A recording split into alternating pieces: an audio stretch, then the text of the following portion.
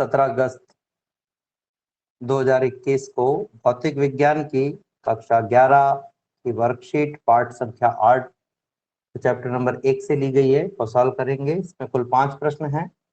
पहला प्रश्न है, निम्न व्युत्पन्न मात्रकों की भौतिक राशियों के नाम लिखिए। ये ऐसा प्रश्न है जिसे सॉल्व करने की बजाय इसे इसका किया जाता है वो है बल का मात्रक है, उत्तर होगा बल। दूसरा पूरक मात्रक है जूल।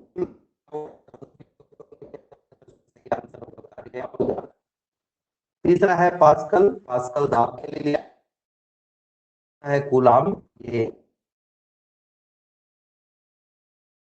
अगले प्रश्न पर हम चलें तो अगला जो प्रश्न है हमारा वो है, निम्न भौतिक राशियों की हमें विमाओं के आधार पर पहचान करनी है। ये भी आपको विमाएं याद है तो आप याद करके इनके मान निकाल सकते हैं। पहली विमा है M1L-1T-2। ये जो विमा है वो दाब, प्रतिबल और प्रत्यास्थता गुणांक तीनों के लिए उपयोग में ली जाती है। तो ये दाब, प्रतिबल या प्रत्यास्थता गुणांक तीनों की विमा है। अगला जो विमा है वो है M0L0T1A1। ये विद्युत आवेश की विमा है। कुछ विमाओं में आप अंदाजा भी लगा सकते हो, जैसे यहाँ T1A1 दिया हुआ है तो A1 जो है वो विद्युत धारा I के लिए काम में लिया जाता है और T जो है वो समय के लिए। तो I इंटू T आवेश Q को इंगित करता है। तो इस तरीके से, लेकिन ऐसा हम बहुत कम जगह पर कर पाएंगे। विमा है M1L1T-2। ये विमा बल की है। ये विमा इतनी बार उपयोग ली जाएगी कि आपको आसानी से याद हो जाएगी। इसके बाद में है M1L2T-3। ये शक्ति के लिए उपयोग में ली जाती है। तो ये कुछ ऐसे प्रश्न थे, दोनों प्रश्न, जिनको आप याद करके इनका प्रश्न का उत्तर दे सकते हैं या किताब से देख करके इनका उत्तर लिख सकते हैं। अगला प्रश्न है, समविमीय युग्म को सुमेलित हमें करना है। समविमीय युग्म को सुमेलित करने के लिए हमें 4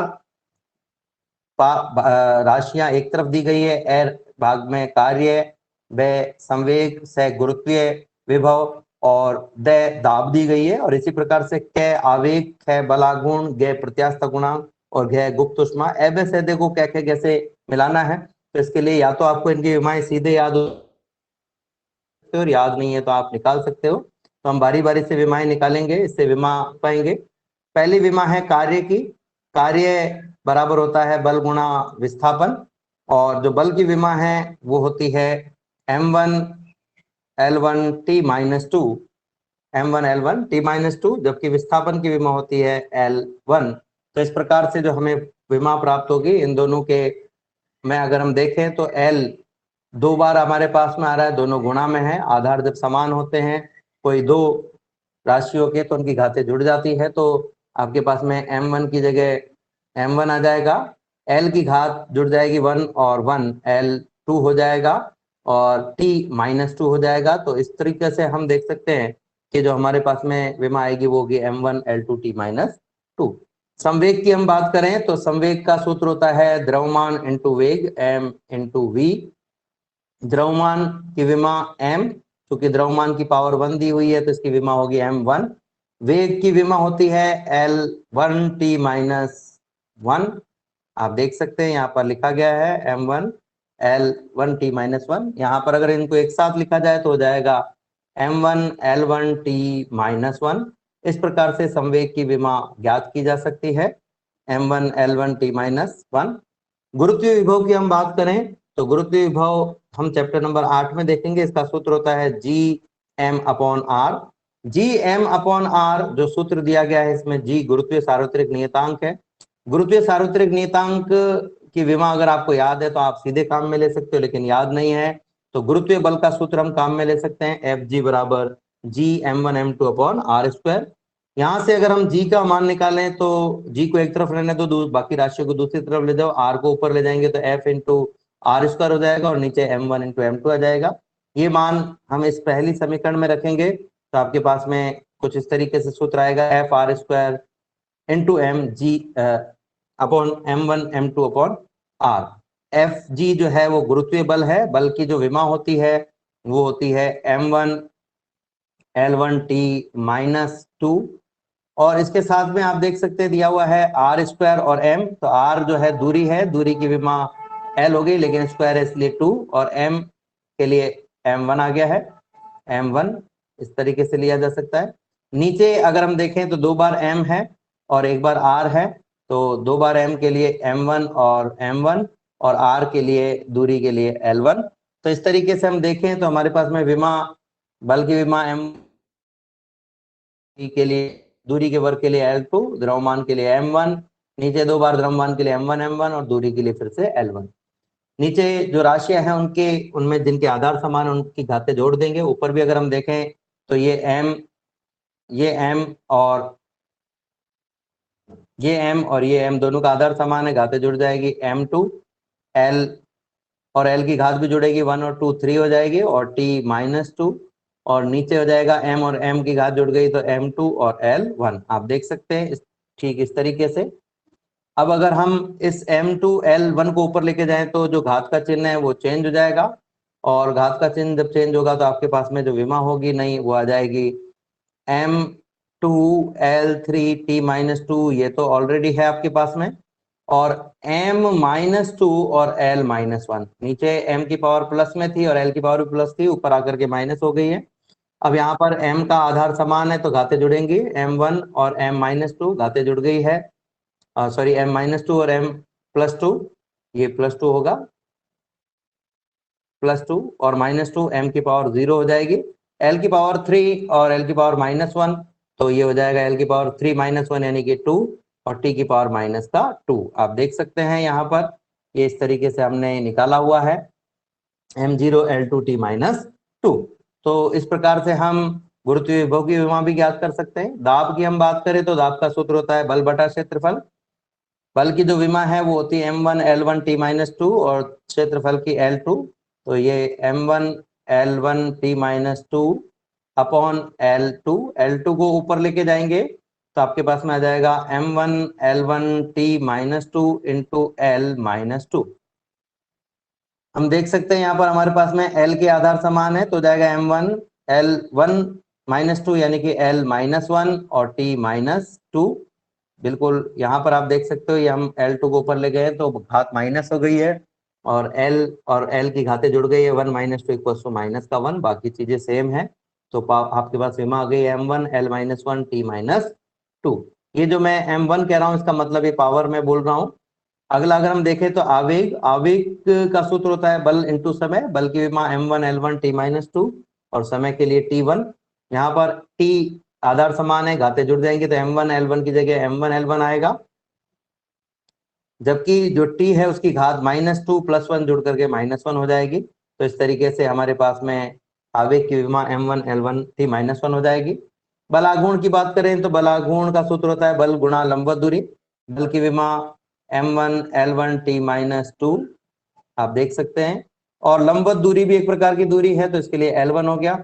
ये l1 और l1 आधार समान है, घातें जुड़ेंगी तो m1 की जगह m1 रहेगा, m1 की जगह m1 रहेगा, l1 और 1 2 हो जाएगा और t-2 हो जाएगा। ठीक इस तरीके से आप देख सकते हैं ये विमा हमारे पास बलाघूर्ण की आ गई है। प्रत्यास्थता गुणांक की विमा हम निकालना चाहें तो प्रत्यास्थता गुणांक का सूत्र होता है बल बटा क्षेत्रफल। बल की विमा m1 l1 t-2 और क्षेत्रफल की l2 है, तो ये m1 l1 t-2 और क्षेत्रफल की l2 को ऊपर ले जाएंगे तो घात का जो चिन्ह है वो बदल जाएगा नीचे वाली राशि के लिए। ये आ जाएगा आपके पास में m1 l1 t-2 into l-2। ठीक है, आप देख सकते हो बिल्कुल ये हमारे पास में यहाँ पर दिया हुआ है। यहाँ पर l और l आधार समान है तो घातें जुड़ेंगी, घातें जुड़ेंगी तो आपके पास में आ जाएगा m1 l1-2 -1 और t-1। तो इस तरीके से आप देख सकते हैं m1 l-1 t-2 आपके पास आ जाएगा। गुप्त ऊष्मा की हम बात करें तो इसका सूत्र होता है ऊष्मीय ऊर्जा बटा द्रव्यमान। ऊष्मीय ऊर्जा की विमा होती है m1 l2 t-2, जबकि द्रव्यमान के लिए m1 है। तो इस तरीके से हम इसको कैलकुलेट करेंगे। ऊष्मीय ऊर्जा के लिए m1 l2 t-2, ऊष्मीय ऊर्जा की विमा वही होती है जो ऊर्जा की होती है m1 को ऊपर ले जाएंगे तो जाएगा m1 l2 t-2 और m-1। m और m दोनों के आधार समान है, घातें जुड़ जाएंगी, -1 + 1 हो जाएगा आपके पास में 0। तो m की पावर हो गई है हमारे पास में 0, l की पावर 2 और t की पावर -2। इस तरीके से हमारे पास में m0 l2 t-2 आ जाएगी। अब हमें मिलान करना है किस भौतिक राशि का किस दूसरी भौतिक राशि से मिलान हो रहा है। तो हम देखते हैं सबसे पहले ए पर जो भौतिक राशि है वो है कार्य, जिसकी विमा m1 l2 t-2 है। तो m1 l2 t-2 विमा की कौन सी भौतिक राशि है, ये हम देखें। तो जो भौतिक राशि है वो है बल आघूर्ण m1 l2 t-2। तो हम कहेंगे कार्य जो है वो बल आघूर्ण से सुमेलित होता है। इसी प्रकार से अगर हम देखें तो संवेग की जो विमा है वो है m1 l1 t-1, और यहाँ पर अगर हम आवेग की विमा देखें तो वो भी है m1 l1 t-1, यानी कि संवेग से आवेग सुमेलित होता है। अगर हम तीसरी भौतिक राशि गुरुत्वीय विभव की बात करना चाहें तो गुरुत्वीय विभव की विमा जो है वो हमारे पास में ये आई थी m0 l2 t-2, और यही विमा गुप्त ऊष्मा की भी है। तो गुरुत्वीय विभव से गुप्त ऊष्मा सुमेलित होती है, और बचा हुआ जो है दाब उससे प्रत्यास्था गुणांक दाब की विमा और ये प्रत्यास्था गुणांक की विमा सेम है, तो ये दोनों भी आपस में सुमेलित हो जाएंगे। अगले प्रश्न पर हम चले तो प्रश्न संख्या 4 है, निम्न भौतिक राशियों की विमा लिखिए। भौतिक राशि है शांता गुणांक। अगर आपको डायरेक्ट याद है तो आप डायरेक्ट लिख सकते हो, नहीं है तो आप ज्ञात कर सकते हो। शांता गुणांक का जो सूत्र होता है वो होता है बल बटा क्षेत्रफल इंटू वेग प्रवणता। बल की जगह बल है, क्षेत्रफल की जगह क्षेत्रफल। वेग प्रवणता का मतलब होता है वेग में परिवर्तन की स्थिति के सापेक्ष दर, यानी स्थिति के सापेक्ष वेग में कितना परिवर्तन हो रहा है ये हमें बताना है। दर नहीं कह सकते, हमें स्थिति के सापेक्ष वेग में परिवर्तन कह सकते हैं इसे। तो वेग में परिवर्तन बटा स्थिति में परिवर्तन इसे लिखा जा सकता है। अब अगर हम देखें तो बल की जो विमा है वो है हमारे पास में, बल की विमा m1 l1 t-2 है। बल की विमा m1 l1 t-2 है, और नीचे क्षेत्रफल की विमा l2 है। अगर हम इसके साथ में वेग में परिवर्तन की बात करें, वेग में परिवर्तन, तो वेग में परिवर्तन की विमा वही होती है जो वेग की होती है l1 t-1 बटा, अगर हम स्थिति में परिवर्तन की बात करें तो स्थिति में परिवर्तन का मतलब दूरी से है, और दूरी की विमा होती है l1। तो ये l1 हम लिख देते हैं यहाँ पर l1। ये आप देख सकते हैं यहाँ पर इस तरीके से ये लिखा गया है। ये जो l1 है इसको हम ऊपर लेके जाएंगे तो पावर माइनस हो जाएगी, तो आपके पास में ऊपर तो आ जाएगा m1 l1 t-2 as it is. नीचे होगा l की पावर 2, l की पावर 1, t की पावर -1 और l की पावर -1। इन दोनों की घातें आधार समान है, l तीनों की l2 l1 और l-1 पावर जुड़ जाएंगी। 2 और 1 3, 3 और 1 3 और -1 बराबर 2। आपके पास में रह जाएगा ये l2 t-1, इस तरीके से रह जाएगा l2 t-1। इस l2 t-1 को आप ऊपर लेकर के जाए तो जो चिन्ह है वो चेंज हो जाएगा। आपके पास में जो नया मान है वो आ जाएगा, की राशि एज इट इज रहेगी m1 l1 t-2, और नीचे से l2 ऊपर चला गया तो l-2 हो गया, और t-1 ऊपर चला गया तो t+1 हो गया। m की जगह m है, l आधार समान है 1 - 2 = और t के भी आधार समान है तो t-2 + 1 = -1। तो इस तरीके से हम ये विमा ज्ञात कर सकते हैं। आप देख सकते हैं हमारे पास में जो विमा है वो आ रही है m1 l-1 t-1। घनत्व की विमा हम निकालना चाहें तो घनत्व की जो विमा होती है वो होती है द्रव्यमान। घनत्व का जो सूत्र होता है वो होता है द्रव्यमान बटा आयतन। द्रव्यमान की विमा m1 और आयतन की l³ है। इसको ऊपर ले जाएंगे तो हो जाएगा m1 l-3। इसमें t नहीं है तो t की पावर 0 आप लगा सकते हो, क्योंकि किसी भी भौतिक राशि की पावर 0 लगाने पर उसका मान 1 आता है, और 1 को किसी से मल्टीप्लाई करने पर उस संख्या पर कोई फर्क नहीं पड़ता है। तो m1 l-3 t-0 इसकी विमा हो जाएगी। अगला है हमारे पास में प्रत्यास्था गुणांक। प्रत्यास्था गुणांक की विमा हम कैलकुलेट कर चुके हैं अभी थोड़ी देर पहले। हमने गुणांक ये प्रत्यास्था गुणांक की विमा कैलकुलेट की थी, तो इसे दोबारा से कैलकुलेट नहीं करूंगा, मैं डायरेक्ट लिख रहा हूँ m1 l-1 t-1 हमारे पास में t-2 आएगा, सॉरी यहाँ लिखने से रह गया है t-2।